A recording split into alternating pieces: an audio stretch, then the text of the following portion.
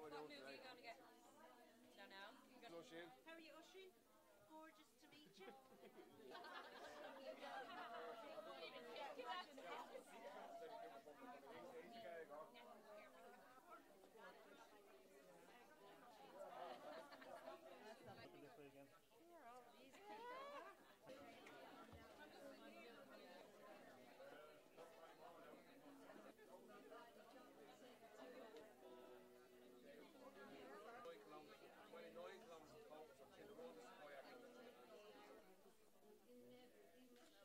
So, a huge welcome to all of you. And just to, I know most of you, some of you I don't know, but for anyone that doesn't know me, my name is Nora Finn, and I'm the owner here of Alethea Holistic and Healing Services. And we want to launch Tea and Empathy today, so I'll talk about that in a minute. I want to introduce you to Mark Ward. Mark is the Mayor of South Dublin County Council, and I'm not sure if any of you are familiar with the work that Mark does, but it's quite inspirational, and the work he's doing within community. He comes with his own story, and I'm really honoured, Mark, that you could be here with us today. And this is Sandra Healy, for those of you that don't know her. Sandra is the Head of Diversity and Inclusion in DCU. I have the privilege of knowing Sandra over a number of years, and DCU have very graciously sponsored us today here at Tea and Empathy, so a huge gratitude to DCU, Sandra, and to yourself. I'm going to be coming a little bit from the therapeutic end of suicide and the suicide intervention. Mark will talk a little about community because that's his forte, which I suppose on many levels it's all our forte. And Sandra's going to talk a little about suicide within the workplace. And Gino Kenny, who we're still waiting to make the grand entrance. Sorry about that.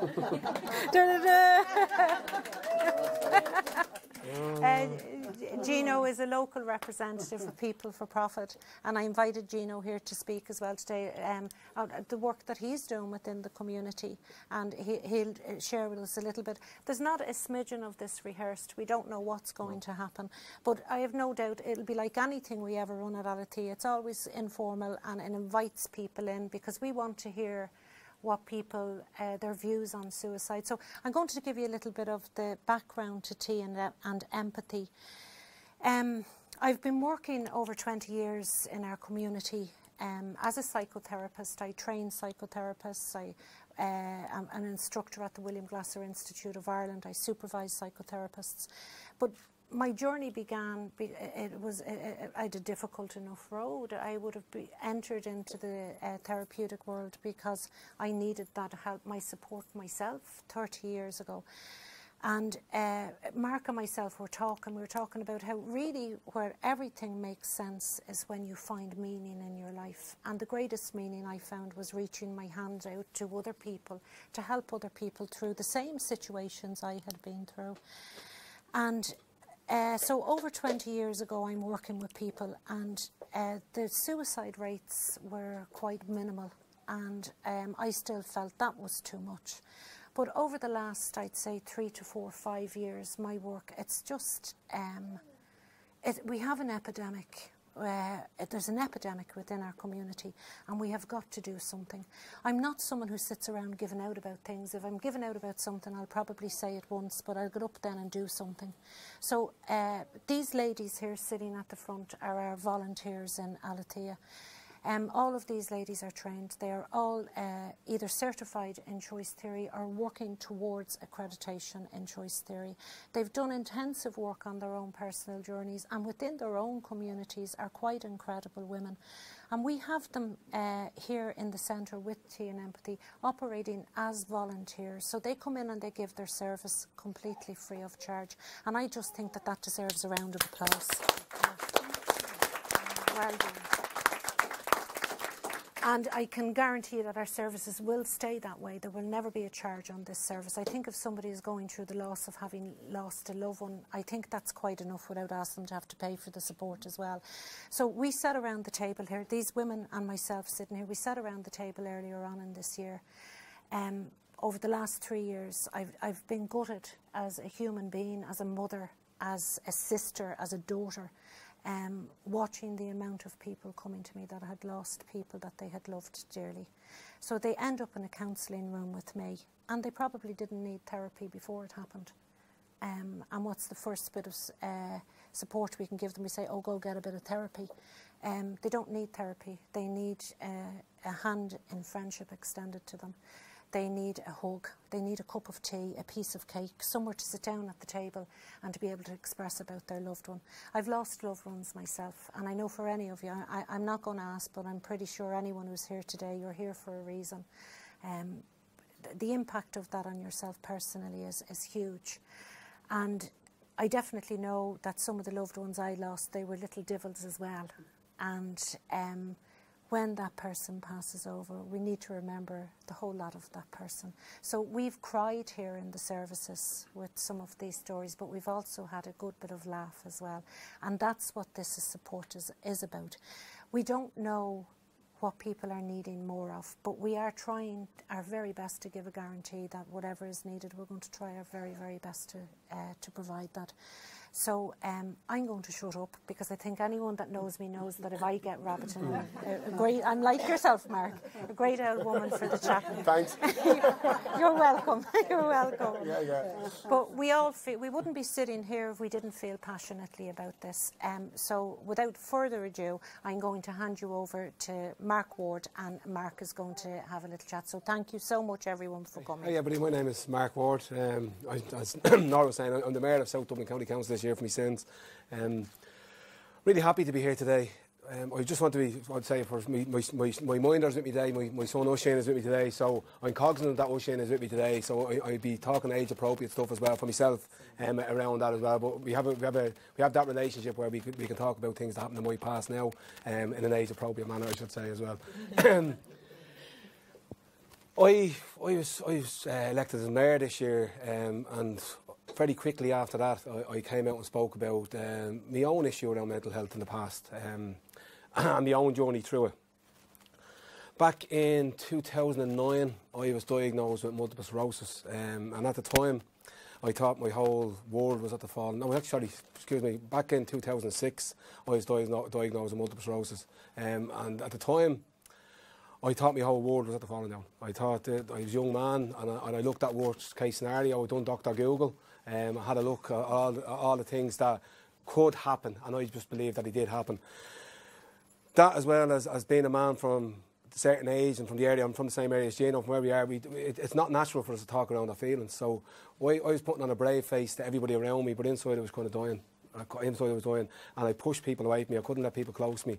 And over the years, my behaviour led me to be isolated, and I know we're here to talk about Tea and Empty and support for people after suicide, but I'd be wrong of me, and I'd be to say that I didn't have any intrusive thoughts back then myself, because I was in a really, really dark place, and I know what it's like. Over time, I said I pushed people away. I got to the stage where I couldn't talk to anybody, just couldn't speak to anybody whatsoever. I lost a marriage, I lost jobs, I lost family. My mental and physical health totally went. I was on a walking stick. Now, part of that was due to the effects of the mental health. Part of that was due to the multiple sclerosis. Part of that was due to the medication that I was on as well at the time, and not looking after myself. And I remember being in a really, really dark place, and I took a chance one day. I opened my mouth and started talking to people. I remember just saying, if I don't do something now at this stage, Oisin was only a kid at the time, Miriam's a little bit older, Abby's a little bit older again. I had 3 young kids that I was going to lose my children. And I remember having the fear around that, and just opening my mouth and going and talking to someone. And you know what happened? The world didn't fall in. It didn't fall down. Nothing bad happened. Someone listened to me. You know what I mean? And that allowed me then to just start speaking to people, like how we're getting on and what's going on. And I was lucky that I had all the family that I pushed away over the years. As soon as I started opening my mouth again, they were back and they were around me, and the same with friends as well. And I'm forever grateful for it. So over time, things start getting really better. Now, it didn't happen overnight.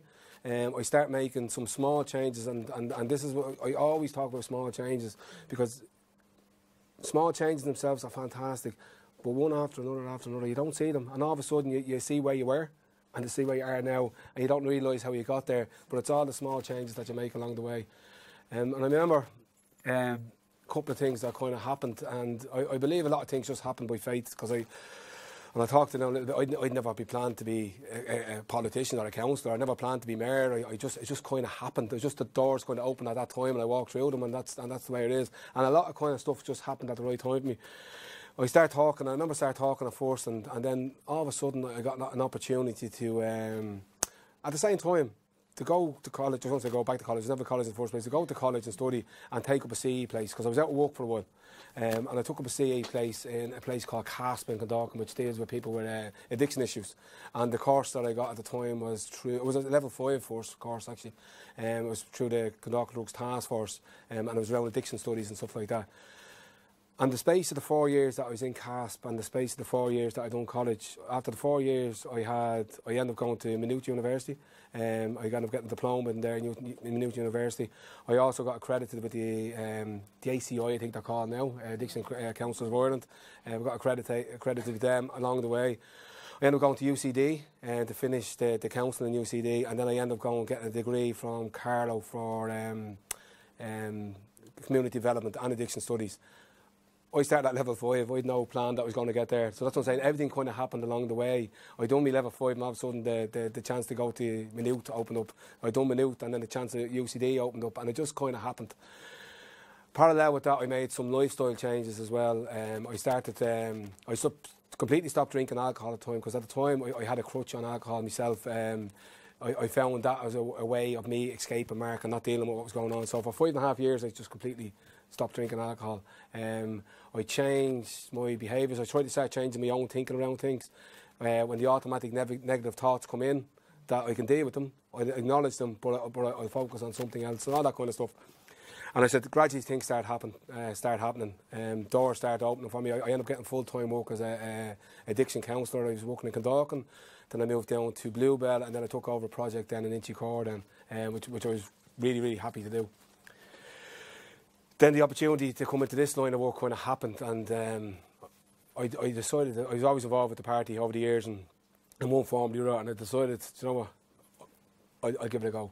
One thing what I've turned around with the MS, when I done Dr. Google first, I didn't see myself in 5 years' time still being alive. I didn't see that. So now, and I still have them thoughts, but I do have, when something comes my way, it's like, why not? You know what I mean? If it's an opportunity, it's not going to cause any harm to anybody, just give it a go and take a risk and walk through that door of open. So I've done that all my life since, and I got the opportunity to go into the council then. Gino stepped out and I stepped in around the same day actually, yeah. So I wasn't related, I don't think. It was just the same way, like. But and over time, I said that like things are good now at the moment. I'm in the best mental and physical health that I've ever been in. When I was really, really sick on MS, and I was going around, do you remember the time? I was going around on a walking stick, around Clondalkin on a walking stick. I couldn't manage to go from my mum's house where I was living at the time to the shops across the way without an aid of a stick. This year, I made a conscious decision. Now, one of them things that you'd say you'll do it, and then all of a sudden you're in the middle of it and you go public and you have to do it. So I said I'd run the marathon. So I did, and it was a big thing for myself this year. I ran the marathon. I'm very competitive, but I had to be realistic on this one, that I wasn't going to win it and I wasn't going to break all the world records. Because my head will tell me that that's what's going to happen, that going across the line first. But the feeling that I got just coming up to the line, and the kids were waiting for me with just about 100 metres before the line, and I was able to go and get them a hug just before I crossed the line. It was one of the most emotional experiences in my life, because I knew that I was at achieving something that my head told me. Nobody else told me I couldn't do this, but my head told me I couldn't do this, and it was a fantastic achievement. So things like this year, I said I was elected as mayor, which was absolutely fantastic honour. It's me and Gino from the same neck of the woods in North Clondalkin, and it's the first time someone from North Clondalkin has got that. We have a lot of social disadvantage parts of North Clondalkin, and I don't think we get the credit that we deserve. I think we actually punch above our weight compared to all the resources, the lack of resources that we kind of get in that area. So it was a big thing for our area to have myself as there, and then big thing for our area to have a North Clondalkin boy like Gino in the Dáil as well. So it's fantastic to see the area being lifted and people coming up. The community of North Clondalkin over the years has been, as I say, it's kind of being shafted, and I don't mean that in a derogatory way, but that's just the reality of it. We moved up there first. There wasn't a shop. There wasn't a bus. There wasn't schools. So I had to get shipped to Lucan to go to school at one stage. I think I made my communion in a hall. The church wasn't built at the time, so we'd nothing, absolutely nothing. And then all of a sudden there's all these socio-economic problems coming up around poverty and unemployment and drug use and all that kind of stuff, and crime that goes with it, and the government blamed the people. You know what I mean? Like, and that's a big thing. Like, you know what I mean? Like, so I done a Tree of Hope there recently in Quarryvale, and where the Tree of Hope was a part in Quarryvale Park, and I remember speaking there. It was a park I used to play football in, and I remember when I was speaking at the Tree of Hope there, it was only about 3 or 4 weeks ago, I think. I don't know. I remember speaking at the Tree of Hope, and I started remembering all the lads I used to play football, and there's a photograph I have in my mum's house, and I'd say out of the 11 or 12 people that were in that photograph, there's about 6 or 7 of them not there. You know what I mean? They're not around anymore. Now, whether it's drug use, whether it's through suicide, whether it's through other things as well, but they're no longer around. If you went to another area in South Dublin, a more affluent area, you wouldn't have the same level of people that weren't around to get the same age as myself. And it brings up an awful lot of stuff around suicide. It's devastated part of our communities. Right across the county, it's devastated families that are being left behind, and it's I'm always very mindful of how I speak around that, because the last thing you want to do is make families feel any worse about themselves than they already feel for the loss of a loved one, and the last thing you want to do is start blaming the loved one for the family feeling that loss as well. It's always very mindful around that. So that's me. Like, it's an honour to be here. I'm really happy to be here today, and I'm a simplistic person, and tea and empathy says to me that's what it is. Like, tea, the name and it gives it away. It's a cup of tea. It's an empathetic place where you can come and have a chat and talk about how you're feeling.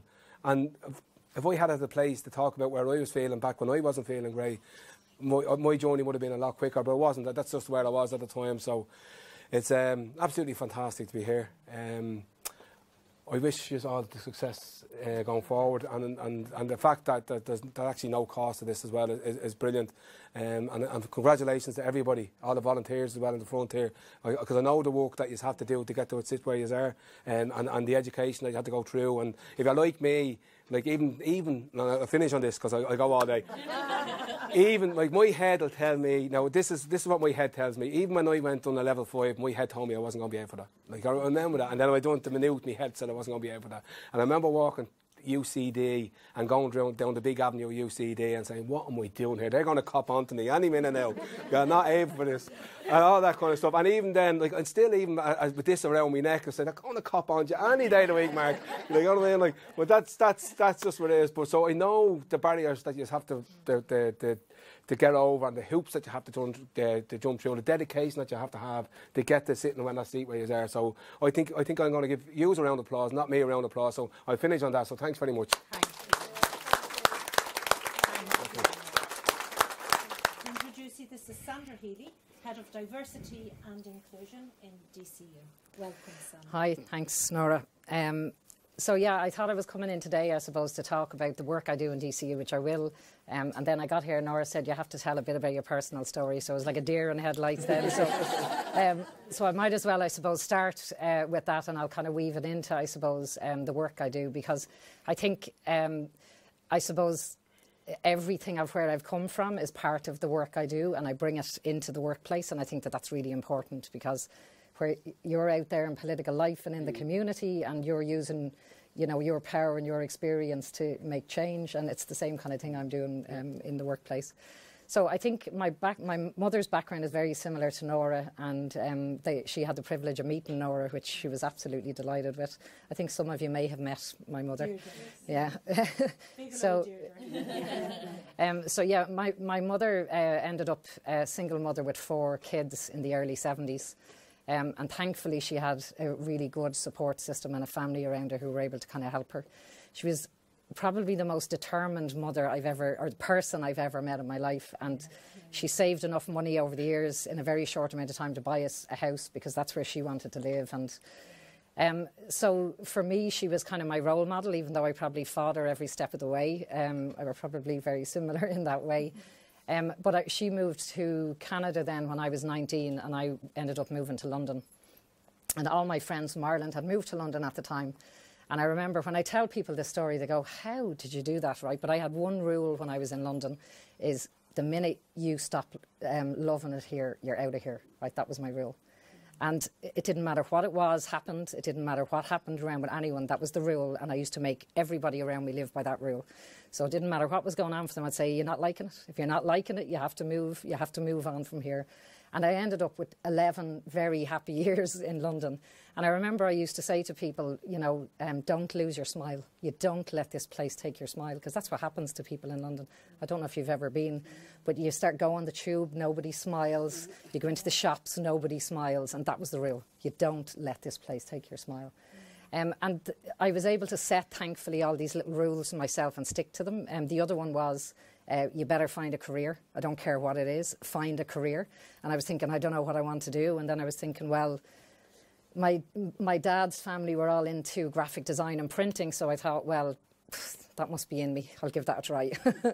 And I remember the course had closed, and I went into the office to go in and sign up. And they went, no, sorry, that's closed. I said, that's not good enough. I said, I'm not sitting around for a year. I said, I want to go and speak to the supervisor.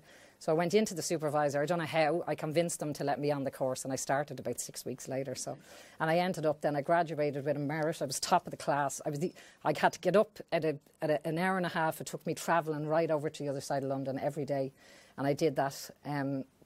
And then I ended up, it was brilliant. My first job, I worked in Harrods. I was a graphic designer in Harrods. I went in there and set up the graphic design studio. I was only a magazine ahead of them. They knew nothing about computers. I loved computers. I loved the design side. And I was fortunate enough that I wrote them a letter. There was no email at the time. Wrote them a letter, and I ended up, so I was in there for 5 years. So out of that, I moved, I suppose, I don't have any restrictions. I don't really have any fear, which is brilliant, right? If I feel like I master something, I move on to something else and move on to something else. And I've done everything from technical engineering into pre-sales consulting. I worked for The Guardian, I've worked for Aircom, I've worked for BT Globes, everything, absolutely, everything. But I think the one thing for me is, like, I remember reading Reality Therapy when I was 20 years of age.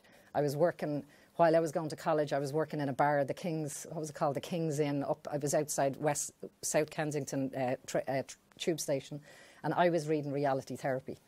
And I remember, actually, I was telling Deb, I remember at one point in my life, I was thinking, I want to educate myself. And I went to the library in Putney every 2 weeks and got 4 books. I picked a topic. So one week it'd be happiness, next week it'd be something else, next week it'd be something else. And for 2 years, I just read and read and read. And I used to come up with all these crazy ideas around, or all holograms and all kind of, so everybody was sick of listening to me. But that was the kind of stuff, for me, it was around education was power and knowledge was power. But what I wanted to do with that was passing it on and helping other people. And if somebody needed a little bit of help or a little bit of direction, whether it was around career, their life, their relationship, I always had something, yeah, and that was good.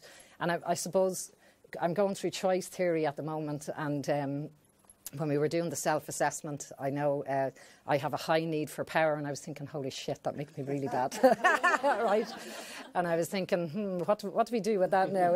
How does that manifest in my life? And then I started thinking about it, and I was thinking, yeah, I do have a high need for power, but power to me means knowledge. And I have a really high need for knowledge. And then why do I want that? Well, I want it so I'm able to give it back. You know Tracy. Tracy and I go back 20 years, and you know Nora. I know everything there is to know about it. Well, I think I know everything there is to know about everything, but I'll know something, and if it's not me, I'll know to connect you with somebody else who does know. And for me, that's my power, and I absolutely love that. So first generation, I was the first person ever in my family to go to 3rd level. So I remember I took a year out Actually, what happened was I moved into sales, and tell me if I'm going on too long, right? I moved into sales, and I remember I moved into sales, and I went into the director at the time, and I said, I want to move into sales. I know I'm going to be brilliant at it. And I said, if I'm no good, you can fire me at the end of it. I just think I'm going to be good.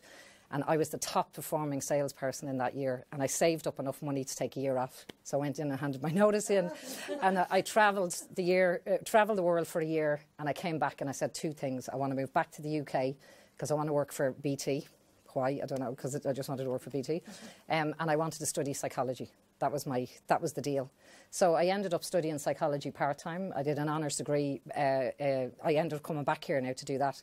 And then I took a 2-year gap. I knew I wanted to do a master's. I took a 2-year gap after the trauma of doing a degree and working. And I studied in DCU then. I did a master's in organisational psychology. So for me, I've always been, when I think about the workplace, I've been passionate about people in the workplace. Okay, and that's really what brought me to diversity and inclusion, because over the years, what I've seen is sometimes workplaces are breaking people, you know, by people sticking to rules, or managers not having empathy, or just, you know, things not having regard for the human being. And that's really what got me into diversity and inclusion. But it was only ever on a voluntary basis, really, that I was involved in that. And I was asked to go into DCU. So I'd finished my master's, was in 2015, and they asked me would I go into DCU and talk to them about my work in diversity and inclusion. And then 8 months later, here I am, completely out of telecoms, completely out of the work I was doing, and I'm now head of diversity and inclusion for the university. And I don't think I would work in any other university. Like, I went in there, I had done work with the president around women in tech when I was outside the university, but it's such a brilliant place, right? They really get it. They really get people. And it was a blank canvas. There was nobody else in there doing this job before me, so it meant I was able to go in and make it my own. So we have 17,000 students and 3,000 staff across 3 campuses, and growing, right? It's very ambitious plans now around that. But diversity and inclusion essentially is, diversity is around recognising that each one of us is individually different. And then inclusion is making sure that when you come into the workplace, no matter what happens, no matter what stage of your life it is, that you're supported and the workplace isn't breaking you. So how I describe work is, I say, well, our lives, not work. It's a little depressing. We've 8 hours to sleep, 8 hours to live, and 8 hours to work. Yeah, and that's our 24 hours. And if you're going into work and things are not going okay for you in there and you're not being supported, that's going to impact on your sleep, and it's going to impact on your home. Or if something is happening in your home, you're not going to be able to go into work and contribute the way you may have a couple of months ago or whatever. So my work is, you know, focused on creating a work environment that supports us all through every aspect of our lives, the good and the bad, the speed bumps and the winning points in it, you know. And I describe it as policy and practice and hearts and minds, right? Because you can have all the policy and practice you want, but if you don't get the people managers and get the leaders and the organisation behind you, people can still fall through the cracks. So it's slow, but I think what I'm doing is sustainable cultural change and creating an environment that does support people. So one of the projects that we're working on, and that's really why I'm here today, not to tell that other story. One of the projects we're working on is I've raised some money with Alethea Healthcare, so they wanted to do something. So, you know, they provide employee assistance programme services. Actually, that's one of the first thing I brought into DCU was the employee assistance programme. So I went in there and realised that if people were stressed or needed some advice, they'd nowhere to go. They didn't have one. So that's the first thing I put in place was an EAP, and that's for families.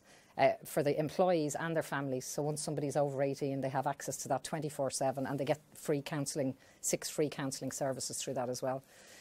So what I realised is that, you know, a lot of corporate organisations don't like focusing on the not so nice stuff in work, you know. So if you think about mental health, they focus on wellness, right? You think about disability now, the latest thing is autism because they look the same, so that's grand.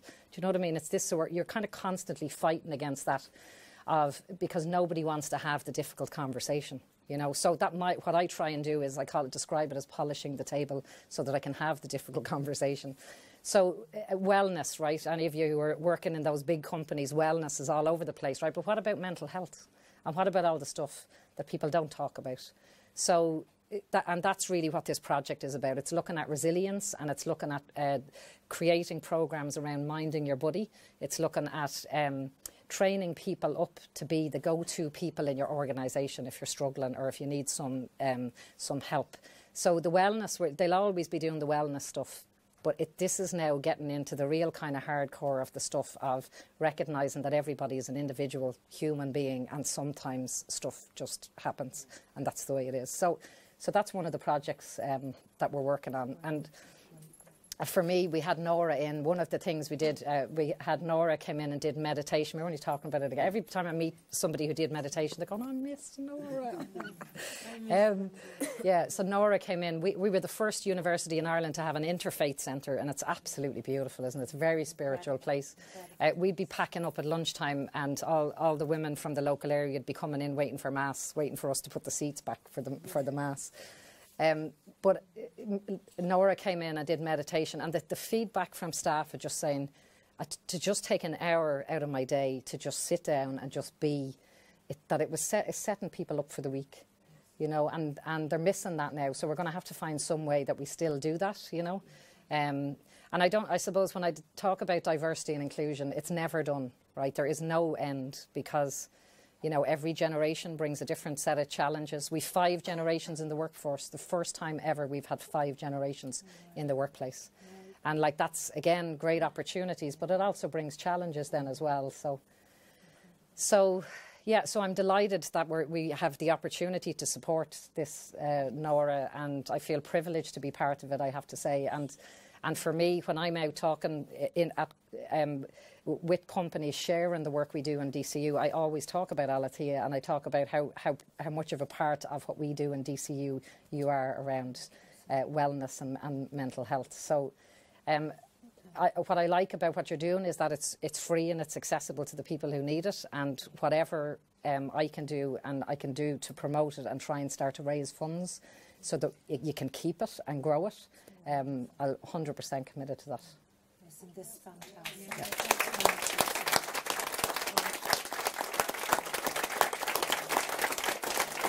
I'm going to hand you over now to Gino Benny. Thanks, Nora. Thanks very much. Delighted that you're here. Thanks very much. Thanks very much. I probably won't speak for as long as the other guests, and thanks very much for inviting me here today. I'd like to, Mark was very, very honest about you know, what he spoke about, and it's you know, it's a difficult thing to do, speak about your past and, you know, your future and so forth, and especially in the kind of whitest people. So fair play to Mark for doing that.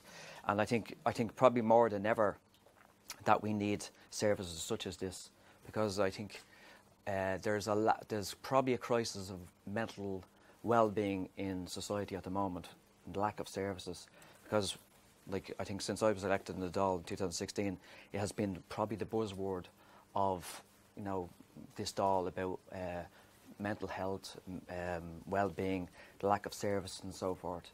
And I think there's a crisis out there of lack of services and trying to access that, and also well-being. Now this is a societal issue. I'm not going to go political about it, the reason why this is happening. So I think as people, as human beings, I think the first start of collective well-being is we should be kind to each other, because there's nothing worse than kind of, you know, the nasty things in society that goes on, the bullying, the kind of nasty things, the gossip in workplaces, the kind of just terrible things some people say to each other and so forth, and that can be a very kind of insidious form in collective mental health, not only an individual. So it's extremely important that services are there for people when they need them, because intervention is key to everything. That can prevent somebody literally from making a completely wrong decision at a time of their making. So it's essential these services are here, people can access them, and people, you know, benefit from them, because it's that crossroads in people's lives. And no matter, like, bereavement and depression will hit everybody of us, no matter who you are in this room. And then kind of, I suppose, it's life. It's life. All these are kind of the roller coaster of life, and sometimes when it goes down, some people don't go back up. And it's essential that we have services such as this that, you know, when we kind of reach that point in that roller coaster ride, that, you know, there's somebody to say, look, you can go to the top, and when that top, you can go further and further and further to that top, where you kind of that contentment. So I think that's very, very important, that we kind of collectively do that and individually do it as a community and so forth. Just something that I just thought about is when I got elected to the Dáil, it was kind of, I have to say, it was a very proud moment for myself and the community I live in, where my family would not be like political dynasty whatsoever. You know, by any means. My dad worked down the road in CNC, my mum was the lollipop woman in Wheatfield. So it was a great moment for, you know, my family and the community that I'm from where Mark lives in as well. And I think what kind of raises, you know, people's hopes and feelings is sometimes when people see kind of not kind of individuals, but kind of just out of the mire of kind of misery, where people are given hope, not regardless if it's political, but them kind of where people are given hope, that can really kind of raise everybody's feelings and their kind of the boat and that kind of choppy water. So, look, it's a great privilege that you brought me here today and speak about whatever I can do as a public representative, and same as Mark. I think we can collectively, I think together, I think that's what mental health, because alienation of human beings is the worst thing you can actually do to human beings. Is collectively when we make decisions together, not through alienation. I think when we do that collectively, I think everybody benefits, not just individually. Thanks very much. Thank you so much. All of us for the speakers. It's just a pleasure to have them. And I just want to finish up on a couple of notes. A couple of people will speak, and just what we're about here. I was born and raised in Tala. There was always a cup of tea for you. There was always a bit of food in the pot. And I think that's what's missing in society, our sense of community, our sense of watching out for each other. And when you listen to these people speak, and anyone sitting here would say the exact same as me, and I definitely know that's what Alethea is about. We are about the cup of tea. In fact, when people come into our services, they end up saying something along the lines of, just make us the sandwich and we'll be over and done with it. Because you will be presented with food and tea along the way. And we have our treatment rooms upstairs, our therapy rooms. We have 5 rooms upstairs. But I can tell you that the healing that takes place here is done around that kitchen table. And it's done over the extension of a pair of hands around you, giving you a hug, or sharing whatever's on your plate with somebody else. So I loved what you said, Gino. It's about bringing it back to brass tacks. I think the most painful feeling any of us will ever experience as a human being is exclusion. And I think it's about include, regardless of, so diversity and inclusion, your work, both you lads, your work within the community, it's about including people. Get people back in, get people talking. I watch young children and they don't know how to communicate with each other anymore. We need to bring this back into our children. And so for anybody sitting here who knows anybody who has been impacted by the loss of a loved one, I was hearing stories of one family member that had passed. Now I'm hearing 2, 3. What's happening? For us to start to communicate and connect together as human beings.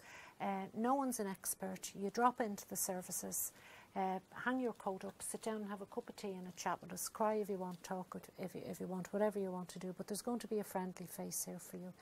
And twice a week, I'm going to introduce you to Kim Owens in a minute. And I think for anyone sitting here that knows Kim, I think you know that these services would not exist without her. She is one of the most hard-working young women I've ever met in my life.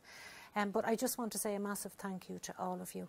And just if you know somebody that wants a little bit of support, just send them along our way. We'll do our very best for them.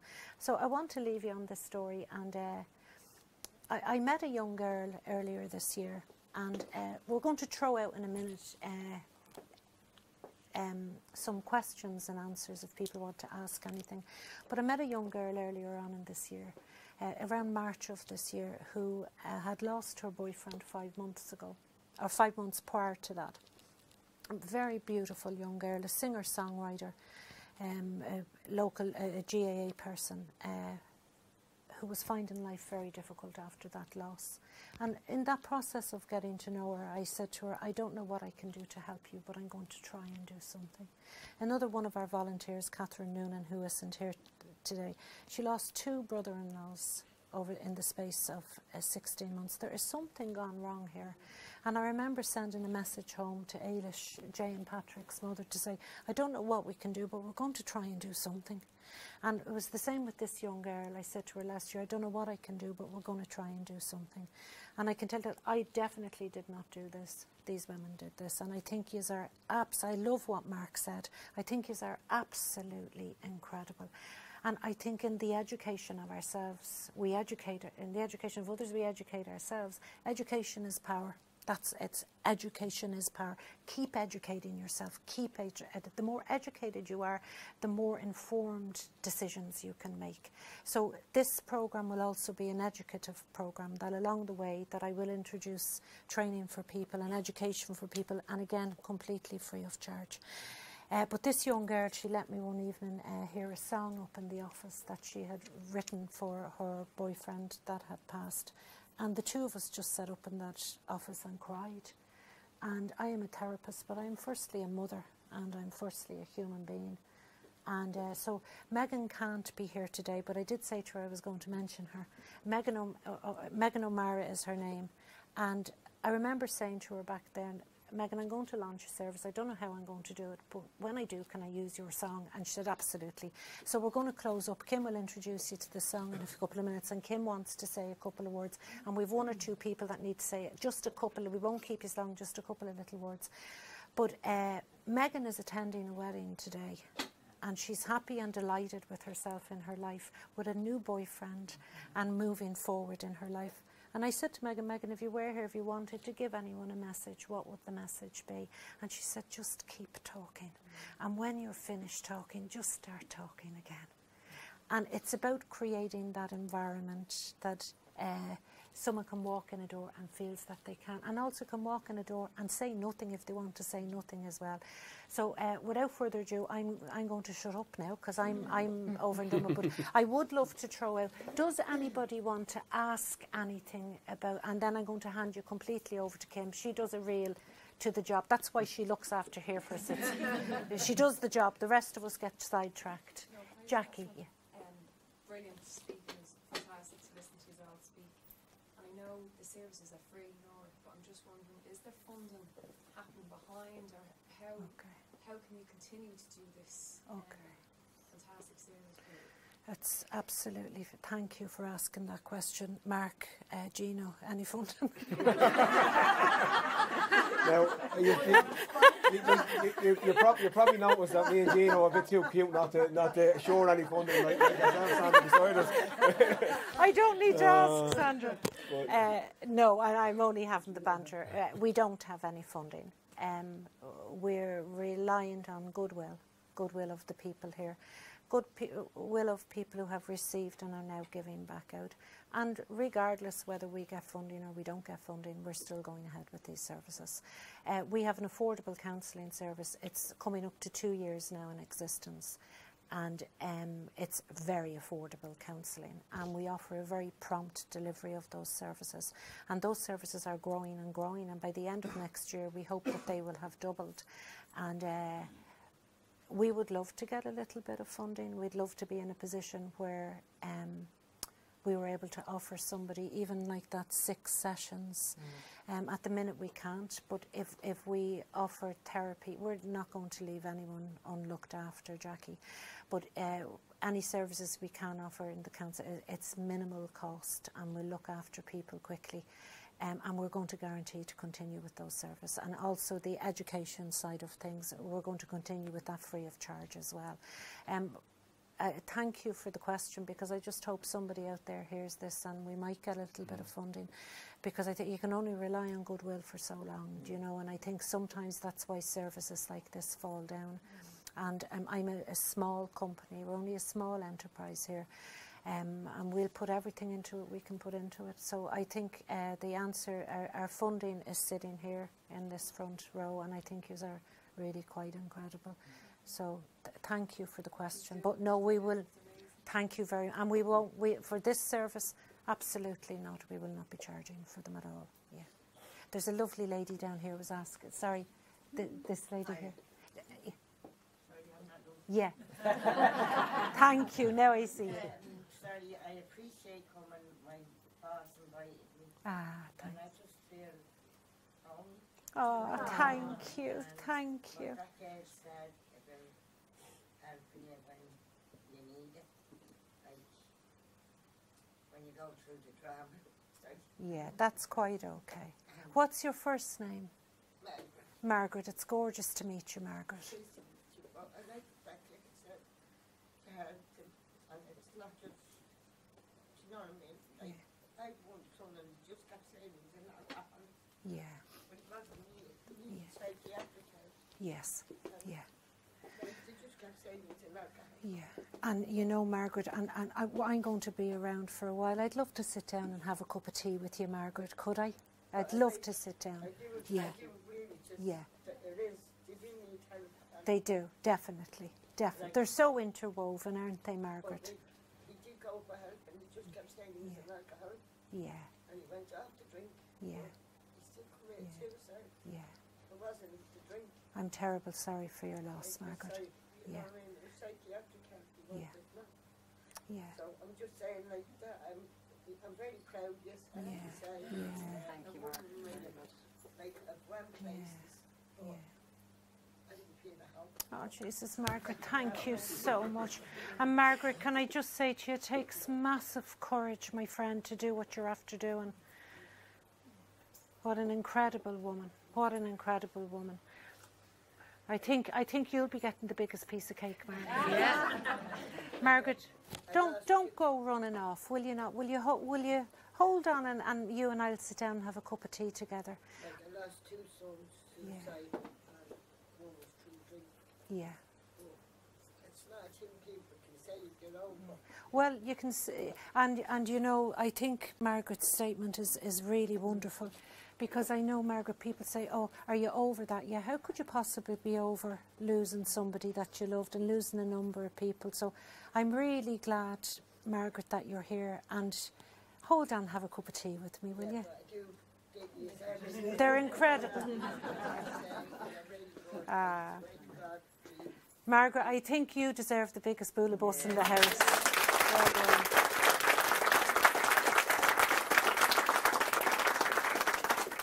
Thank you. Bernie, did you want? Oh, Miriam, you want? Yeah, sorry, I just thank you. This has been amazing. And I just wanted to ask how people are going to find out about this service now. Well, it's actually brilliant you're saying this. I feel it might go out on DCU's media feed tonight. And Mark and Gino are well known in our community. I'm sure the two lads will do everything they can do to spread it and get it out there as well. We've the lovely Sinead there on the phone, Jenny on the phone, doing a bit of live coverage at the minute. Terry is our cameraman here. If you've watched any of our Christmas homeless appeals, Terry has video, and Terry has given his services here today completely free of charge. And this will go over to our website company, and they'll put this out on our webpage. So if there's anybody sitting here or anyone listening to this live feed that has some way of promoting and sending this out there, well, just thank you. It would be really wonderful for that to happen. And that's why we had this. That's the whole purpose of today, is to try and get this out there. Yeah. Can I just add to that, just to the two questions? When I was working in the corporate world, most organisations have a matched funding for when you raise funds. Like Tracy, I've done that many times when I was in Vodafone in 02. So, for example, I could go and raise €500 doing something and they would match it, the company would match it. So most corporate organisations have that. I'm in the public sector now, we're poor, we don't have that. So I have to find another way to raise They're money. not but poor. just to take that into consideration, if you're working in one of those big organisations, I don't know one of them that doesn't do that. Yeah. And it's very simple. You could bake a cake and raise 250, 300 quid here doing that. And all you have to do is fill out a form, you send it into the CSR team, and they'll match the funding. And you Wonderful. You had, Did you hear that, Kim? you know, and I think That's brilliant. yeah, Didn't but know it's that. just being creative. There's no, unfortunately, it's just not the way of our world that that there is. Like even we're competing. It doesn't like I kind of have a sense of what it's like being in higher education when you're trying to get funds for anything. But I think we're just going to have to be creative, and it's probably not going to be one big pot, right? It's probably going to be, skin our teeth, just trying different things and just never giving up. And like that's one thing. And if there's a video made and things like that, we'll be able to promote that across all social media and start to use all the platforms. So it's not just on Facebook that we're able to use Twitter. And then if you're in an organisation, you can promote it on your intranet as well. So there is ways. It's just, I think we're going to do some planning around getting our heads together around that, and take into consideration how can we communicate it, how can we fundraise. And I'm thinking even look at all the businesses around here. Yeah. Can you imagine doing a campaign around here now and getting them to sponsor it? Yeah. Because it affects every, it'll affect every one of them. But it's just a matter of putting the story together. And they all have CSR. Every company has a corporate social responsibility budget, no matter how small it is. Yeah. So. See, we're opening the door every morning, making cups of tea. We don't be thinking about these things, but I think Sandra's right if we put our heads together on it. And I'm just aware, Tracy, do you want to ask a question, Tracy? From the moment I ever walked in here, like Margaret said, it's such a lovely, warm feeling. And even all the team that are here in volunteering are absolutely superb. Thank and you. It's a great pleasure for anyone. So the system, the services have started in the last 3 weeks. So how has that been going? Okay. Actually, Natalie, would I be able to, would you say a word? Yeah. If I could just, this is Natalie, and I met Natalie last month, and Natalie actually was the first person to use the services.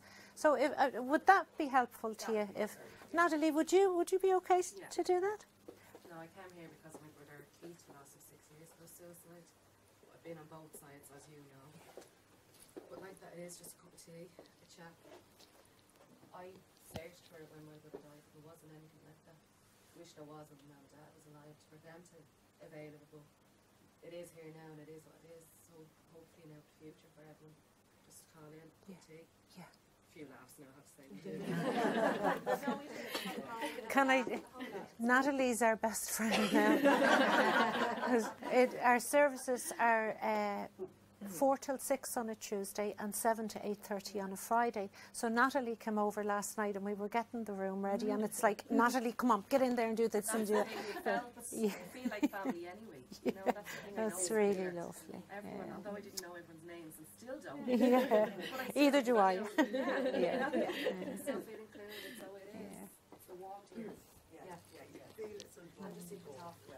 So, is that any help to your question? Yeah. And Natalie, thanks so much. I'll never forget your face, and never forget Keith for that reason. He was the first soul that you brought here, and the first story you shared with us. And I'm really grateful to you. So, to me, it just seemed real relevant, Natalie, that you say those few words. I couldn't have said it as good as her.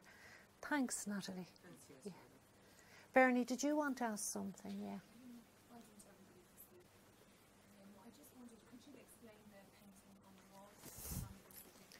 I absolutely love this, because this is, and I think on this note we'll be able to close. You'll be able to hear the last of me anyway. You'll be very grateful for that. And I don't, without further ado, Kim's going to say a few words in a minute on behalf of all the ladies. Anyone else who would like to share anything? But I have Sarah Roach, the young artist who painted this painting, is with us. And I commissioned this piece with Sarah about a month ago. I asked Sarah, would she do a piece for us? I know Sarah a number of years, and a lot of people here know her. I think she's an extraordinary artist, but I think she's an extraordinary human being, Sarah. And I think the person who should introduce this piece of work to you, because it's a very special piece of work. And I know, and actually when Sarah does this, actually then we might be able to get Mark to cut the ribbon for us. And that's the launch of our services. But Kim's going to look after this in a minute. But Sarah, brought this into the building on Thursday night, and we hung it up there, and Sarah stood beside it, and you told us the story, Sarah, of this piece of art. So would you do that for us now? When Nora first approached me about doing the painting, I was shocked and surprised, and also really grateful and honoured to be part of Tea and Empathy and to create this piece for today.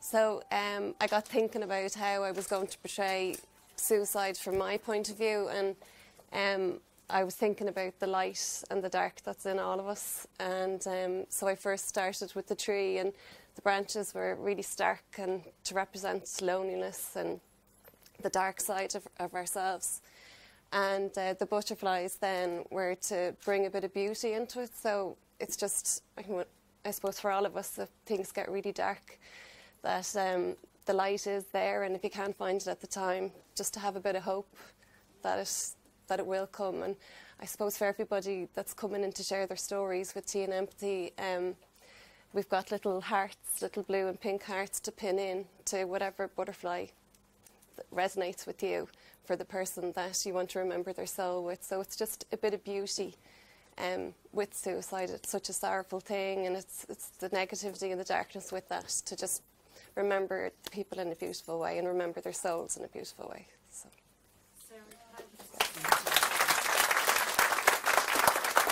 Everything today was given to us. Everything was given, including DCU sponsoring the day, except for one very special person, and that's Sarah Roach. And we want to give you these to say thank you so much, Sarah, for your beautiful painting.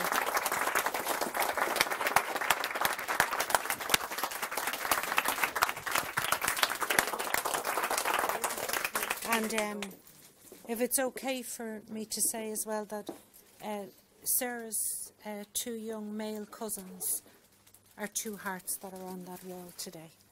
And Sarah, I'm deeply grateful to you, as the souls that are on this painting will be too. So I'm finished talking. Do you lads want to say anything? They're finished talking. And I'm going to hand you over to the famous Kim Owen. I just want to thank Gino, Sandra, Mark and Nora. I hate talking, and as Nora knows, but she put me on this today. I just wanted to tell you about Alethea. I love the place. I was in a very bad place before I met Nora, and Alethea just opened its heart to us, to all of us, even all the volunteers here and the people around. The thing that got me was that when you walked through the door, people saw you. And Nora, you did that for everybody here. I'm going to get emotional now, so sorry. But it is about the tea, it is about the empathy, it is about the people that you meet here. The doors are always open to everybody, and when Nora came up with Tea and Empathy, every single one of us wanted to be part of it, because we all got that, and we just want to give it back out to the community. So thank you, everybody. I'm going to close up now, and we're going to end with a lot of tea and a lot of cake, so please enjoy yourselves and feed in. Thanks so much. And just one thing, Mark, I'd really love you if you could open up with cutting the ribbon on the actual painting. So thanks so much. You okay?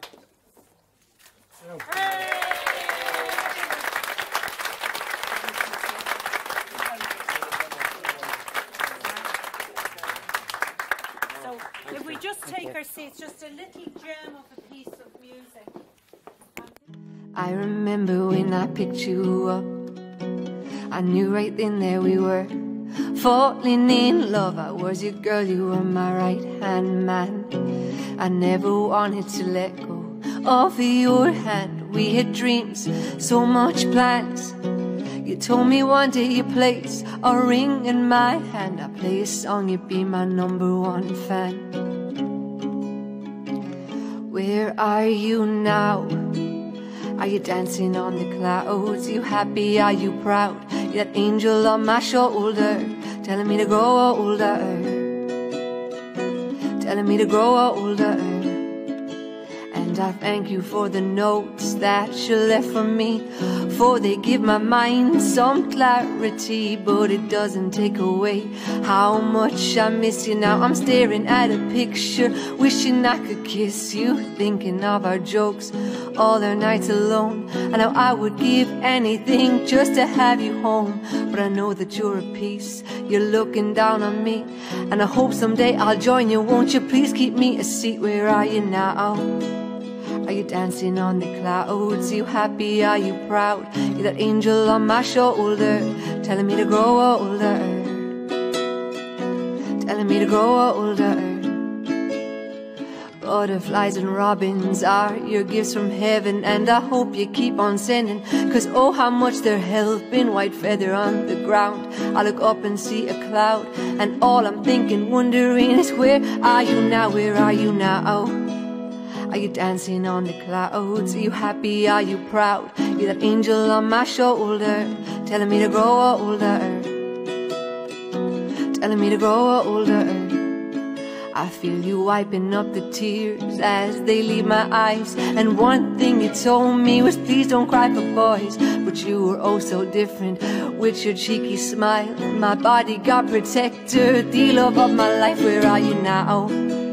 Are you dancing on the clouds? Are you happy? Are you proud? You're the angel on my shoulder, telling me to grow older,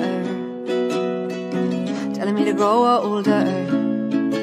And until we meet again, my dear friend, I'm gonna keep you in my heart to the very end. I'm gonna tell all our stories, share our memories too, and tell the world how lucky I was to fall in love with you.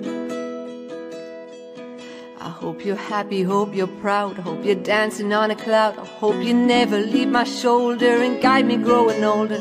Hope you catch me when I fall, hope you make me stand up tall. Hope you grab me by the arm and keep me safe from harm. Where are you now? Are you dancing on a cloud? Are you happy? Are you proud? You're that angel on my shoulder, telling me to grow older, telling me to grow older. I hope you're happy, hope you're proud, I hope you're dancing on a cloud. I hope you never leave my shoulder and guide me growing older.